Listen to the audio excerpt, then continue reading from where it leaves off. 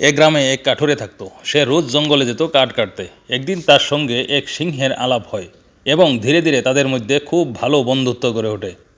সিংহের কথায় বনের সব পশুরা মিলে কাঠুরেকে কাঠ কাটায় সাহায্য করত। কাঠুরে তার স্ত্রীকে প্রায়ই বলতো যে তার এক বন্ধু আছে যে তাকে খুব সাহায্য করে। স্ত্রী তাকে প্রায়ই বলতো, একদিন তাকে বাড়িতে ডেকে আনো না, আমিও তাকে দেখব।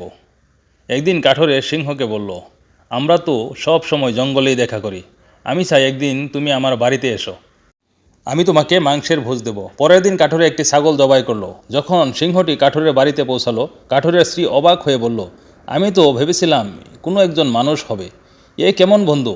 এমন হিংস্র পশুর সঙ্গেও কেউ বন্ধু করে?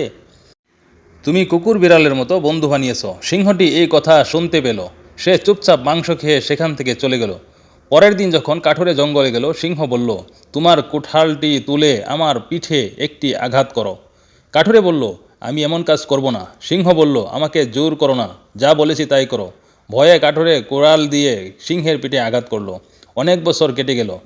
একদিন সিংহটি কাঠুরেকে বলল, আমার পিঠের দিকে দেখো, যে আঘাতটা তুমি করেছিলে সেটা কোথায়? কাঠুরে সিংহের পিঠের লোম সরিয়ে দেখল, আঘাতের চিহ্ন পুরোপুরি সরে গেছে।